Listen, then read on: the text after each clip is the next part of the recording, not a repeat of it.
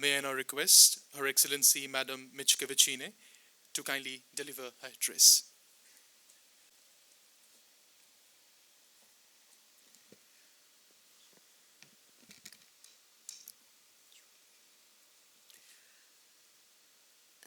Professor Murthy, Vice Chancellor, Dr. Shiela, Bora, the Director of Festival,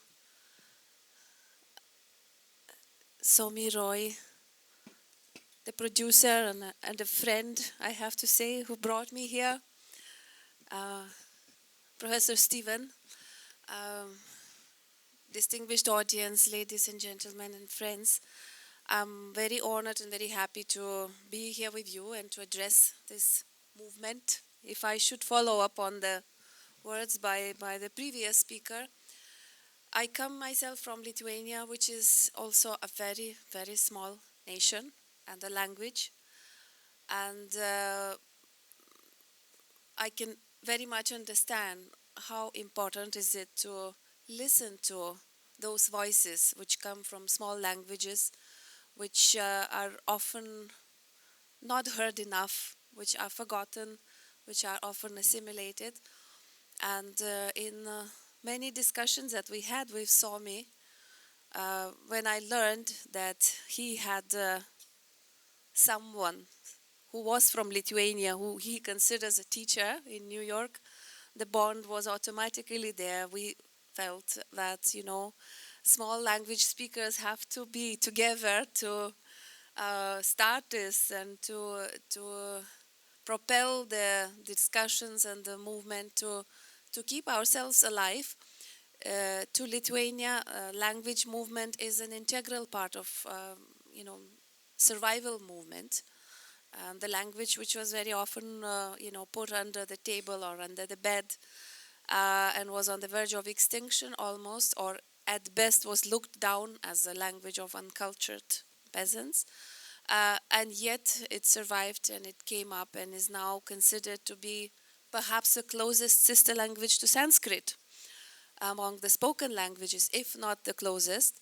So I think all of our languages have a special value in that mosaic of world languages, and we have to really cherish and discover it. And Northeast India, we call it Seven Sisters in Delhi. I understand it's not the name that you have given yourself, but it is a beautiful name that Delhi really likes. So since I live in Delhi and I work in Delhi as ambassador and I studied in Delhi, I've known this name. And when the first time came, when I was finally able to travel in the Seven Sisters, it was about 12 or 13 years ago. We really had probably what is the most beautiful trip of our life up to today, even though I have traveled the world, I have to say. And we traveled with two small kids. It was not a very easy trip in terms of logistics and conveniences, but I have never seen so much of beauty, diversity in terms of cultural, natural wonders. We were probably one of the last to still make that trip on Silchar to Lamding narrow gauge train before it was dismantled, and I think this is one of the unique trips that I can never repeat, in fact. But the people and the goodness, the kind-heartedness of people, I would never forget, because this is, probably the only trip while living and studying in India where the auto driver blankly refused to take a payment.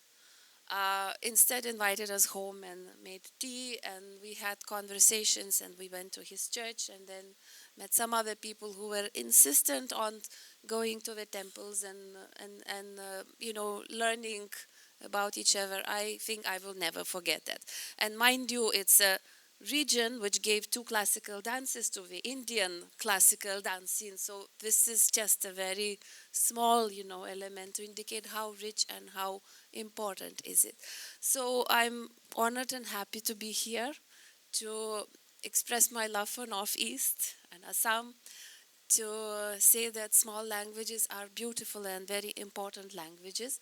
And when I'm asked how big Lithuania is, I normally cite Manipur because our population is 3 million, just like Manipur. So it's an indication how we compare ourselves to those wonderful places in India. So I really wish this conference, or rather this movement, a great success. I think it's very, very important that people around the world cherish this wonderful corner of India, appreciate but also study and immortalize what is not lost, what is kept till today, to pass it on to our future generations. Thank you so much. I wish the movement great success, and everybody attending very interesting deliberations of the 3 days to come. Thank you so much.